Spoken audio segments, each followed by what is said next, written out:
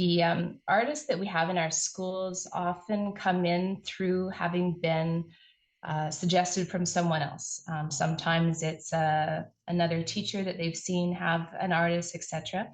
And one of the new things that we've had going on in our school is the idea of using artists from either a festival or artists that they found in a repertoire.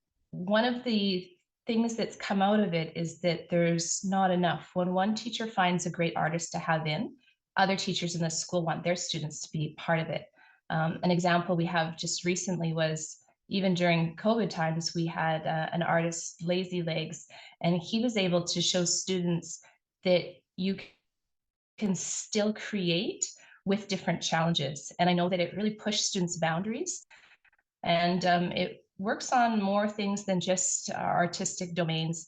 It really looks at acceptance and diversity.